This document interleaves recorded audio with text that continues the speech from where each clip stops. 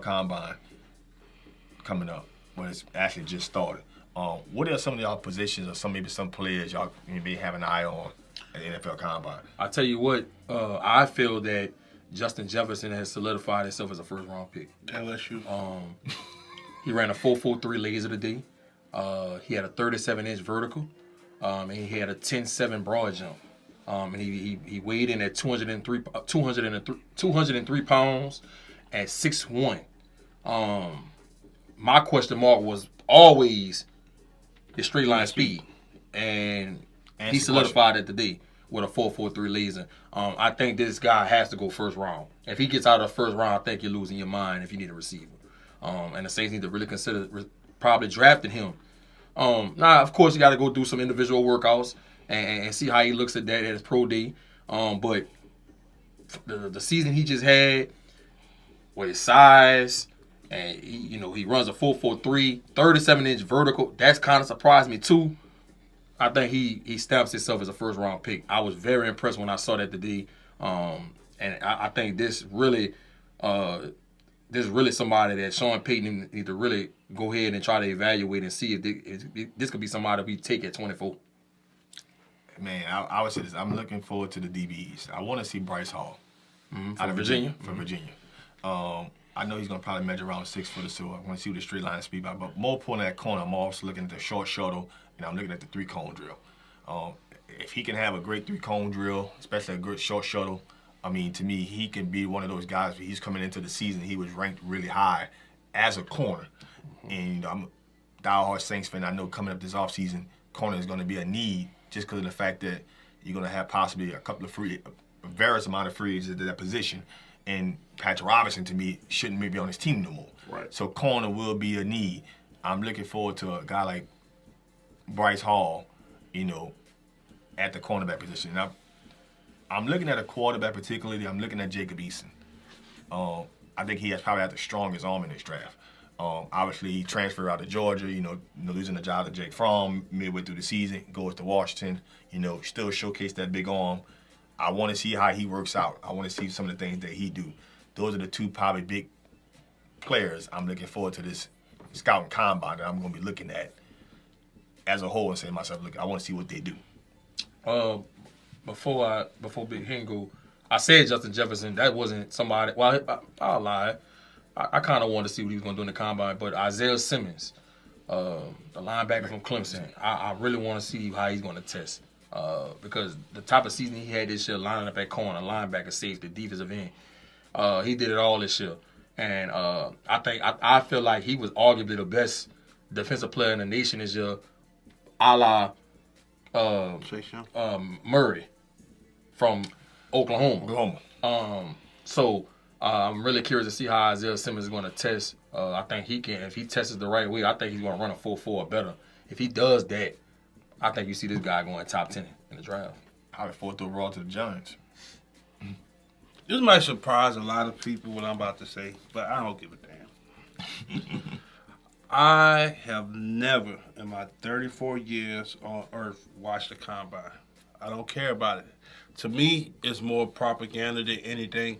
I don't put weight on a combine because some people might say, why? The main reason why you will never find players running like that on the football field. First of all, if you're in the bench press position on the football field, I mean you just got your ass whooped. So I don't care why I don't care why they show you rapping. 2, you're not in full gear. So I don't care if you run 4.2.1. What do you run with that extra 40 pounds on? What's your start and stop then? What's your agility in your equipment? If they did testing like that, I'd be like, hey, I might put more weight into it. I've never been the one because and probably like one of the select few people that believe that the combine actually make more busts than the actual scouting. That's a great point. And evaluating the players because people. I can show you something on tape. I can show you 4 years of this guy on tape. Show you, look, he's fast. He's shifty in the open field. His catching is spotty at best. He can't go across the middle. He can't. He just pretty much can just return kicks for you and run a 9. All right, Devin Hester. Tay again. You remember the year with Darius Haywood B? Yeah, from Maryland. This guy go to the combine, ran a 4.3. I think he had the fastest time. He measured in at like 6'2", 6'3". They shot out the draft boards. Dante Stallworth. Ty Hill. I can go on and on. Ty Hill. Stanley John Baptiste. Because he measured well. He looks like Richard Sherman. Look, compare him to Richard Sherman. You know what I'm saying? Look, I mean, my thing is like, look, trust what your eyes tell you, because I've seen so many people get shot, and like they just gave great example of people. So we've seen so many people get shot up the draft board just because they tested well. Well, guess what? What do they do in the scheme? Do they even run your scheme? So what if he fast? You know what I mean? I hate the combine. I've always hated it. And, that's just my personal opinion. Now, I do understand for the guys who don't, not like the smaller school guys. That's the words I was trying to look for. Like Division II, Division I. Appalachian State or something like that. People who don't Coastal play on Carolina. ESPN and all that stuff. I can see where it's a bigger get for them. Because I'm not dumb to the fact that if Tyron Armstead doesn't kill a combine, he's a second round, third round pick. He's probably undrafted. If that, six or 7, nobody would take a shot on him. You know what I'm saying? But those stories are 3 or 4 in between.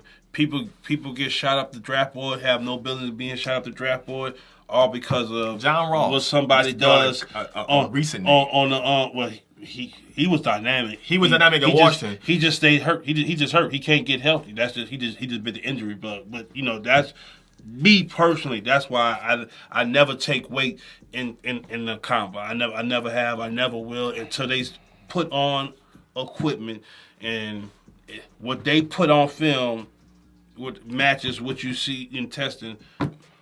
I'm right there with you, Big Hen, when you say that about the combine. But I'm going to tell you why I like to watch the combine and why I pay attention to what some of these cats do.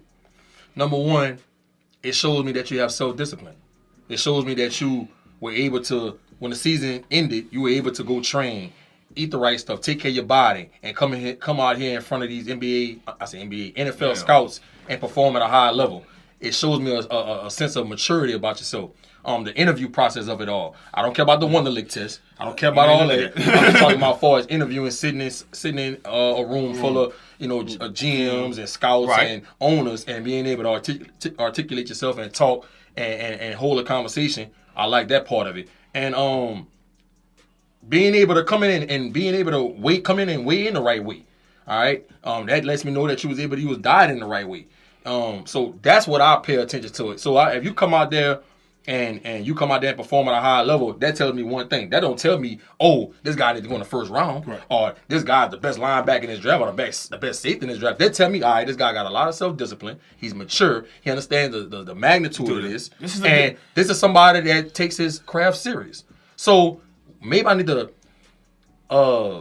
evaluate him furthermore and go watch a whole lot of film to see if this matches what he showed me in the combine. I'm not going to go out the combine and let that fool me and think that's the writing on the wall. Because, like you say, we've seen people in the past get shot up the draft boards and they don't perform like that when they get drafted high.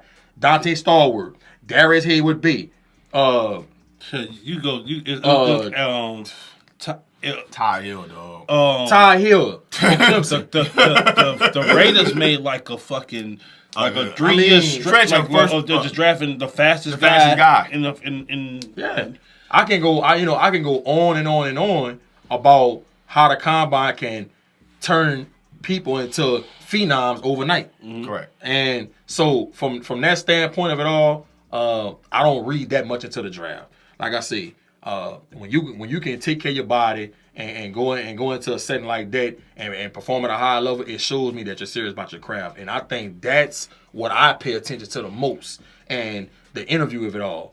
But we don't get this. You don't get to see it, but you listen to these GMs and these scouts and these head coaches, and they talk about the interview process and got certain people in the media. They talk to these guys about their interviews and they kind of elaborate on it. So you kind of get a sense of what happened in the interview And just like the year with Dez Bryant said, he felt disrespected in the interviews when they was asking him about his daddy being a pimp, and but that's what happens. But then you have people that flip it, like Darius Geis.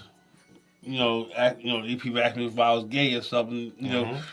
It just, to me, to your credit, you brought up a point I never thought about, like to show the self-discipline side of it. But then I remember when Michael Brockers went through the process, and he showed up like not looking like what they thought he was going to look like, and then when he got in the interview process, it changed everybody's mind.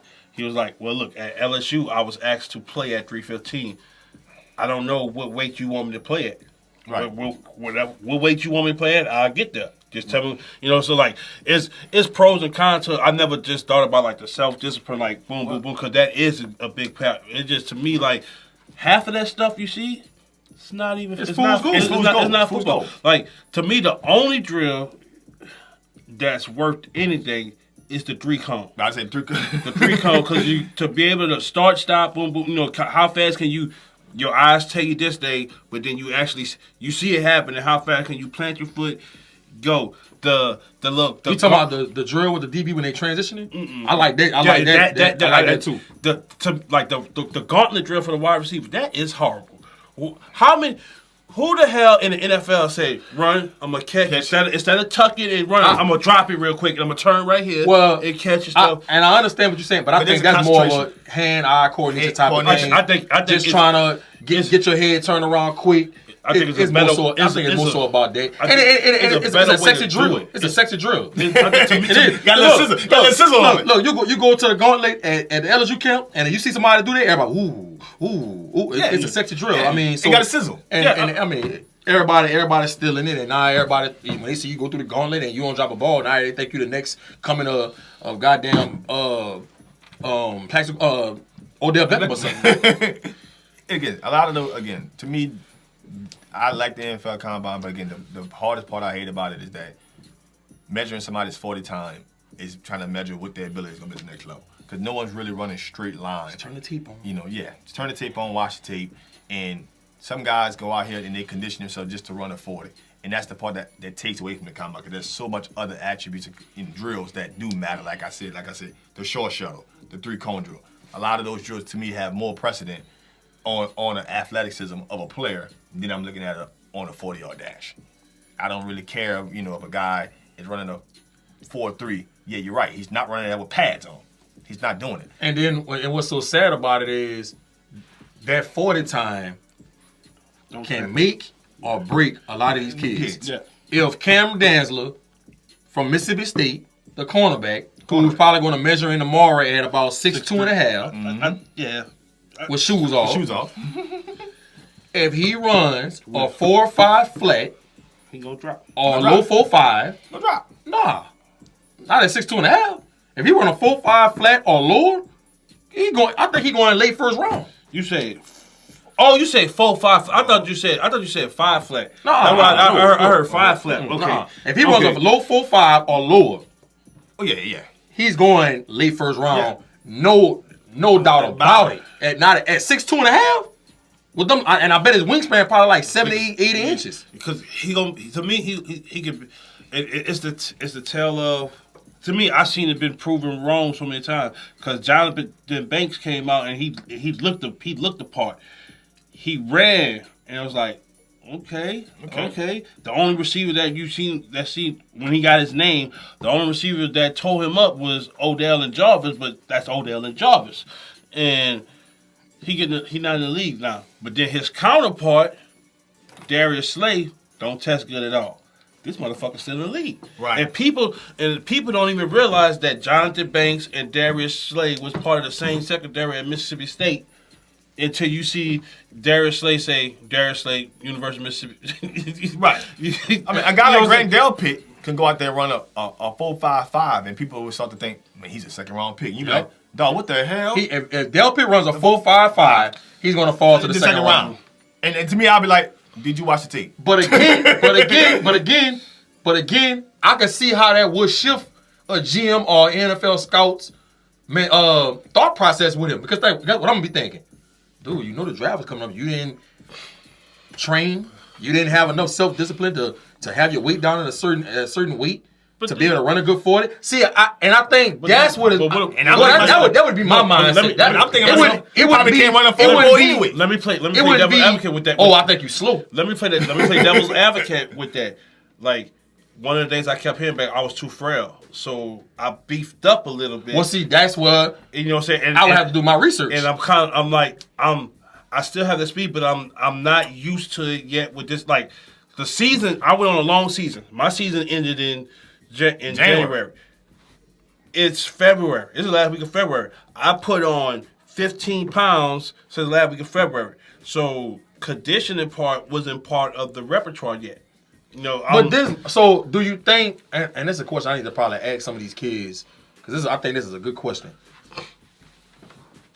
Leading up to the combine, do these NFL teams have an idea what they're coming in as, like what weight they're coming in at, or they just like? They don't know nothing. They just come in to the combine. They just going. I think it's more of like what you see like at the Senior Bowl. People say, all right, running backs in the league are from 5'10" to 6'2", from 205, from 205 to 230. And if you don't fit in that area, now if you come in at 6 foot even. 198. You know, like, well, he's small. Small. The motherfucker 6'2". Right. You know what I'm saying? How is he small? But then if you come in at 6 foot even, 200 pounds, oh man, that's the best looking thing. You know what I'm saying? He nailed it. They have their own measurement, and whoever fit in their numbers. It's type specific. Cause think about it right now. Julio now is not the size that Julio was Alabama. Before, like, so if Julio came in, think about it. When people seen AJ Brown and DJ Metcalf, oh, they too big. What are they doing? And then they go around for like, never mind. I ain't saying shit. Well, what do I know? What do I know? What do I know? Never mind. You look like a Greek guy. You look like a Greek guy. You run like a cheetah, baby. I like you. You want my daughter. You're about to make something happen. You know what I'm saying? That you know what I'm saying? Like it changes everything. But that's a hell of a question, because like, and then also too is like, what if you as a player are doing research? You know, my coach, you know, my agent is telling me, you know, I'm hearing different rumblings. I might go either to the Steelers or to the Ravens. If you're a Cam Akers, I played DN. I played DN. Well, I look at Cameron Haywood and see like, all right, he's 6'4", 300 pounds. Right now, I'm 6'4", 270. I got to put on 30. You know, and I look at the Ravens and like they guys are like 6'5", you know, 290 something. So I'm like, look, I gotta gain that. And so when I show up to the combine, yeah, I'm gonna be out of shape. Yeah, I'm gonna be, because I've been bulking. Right, because everybody's been telling me, look, these are the two teams that they always inquire about you every day. If I'm there, so you're trying to fit this. I'm trying to fit that skin, because my thing is I got to secure a check. Yeah. And goes for show money. And your measurables may not look well. Yeah, the for show money is telling me these two. Think about Dontari Poe. He wasn't, you know what I'm saying, but it's like he was slated for the Chiefs. And he looked at the Chiefs nose tackle like, hey, this is what they do. Then when he got to the Falcons, like he was a whole different body shape. He was, you know, it was. Yeah. You know, it's you never know who's advising these people, who they, you know, and what they doing. Again, those things to me are about draft stock, and it's about measurables, and it's about numbers.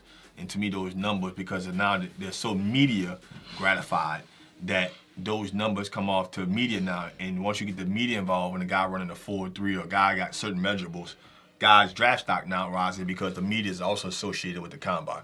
And I think that's an element that no one wants to talk about, but it does have a factor. It does have its place in it. You talking about a guy running a 4.3, got a short cone juggle, and he got a broad jump of 11 fucking feet. Yeah, trust me. His agent like, hey, look at the numbers. Media start to have its place in it. Now, does it mean it all entails when it comes to making him a good football player? No, but I'll tell you this much here. It's one of the reasons why Byron Jones became a first-round pick. I was about to say, because like, nobody heard about him. And then to that broad jump. You hear Mel Kiper just go crazy and Tom and Shay's like, I saw it live. I was like, he can jump. He can jump. But moving on.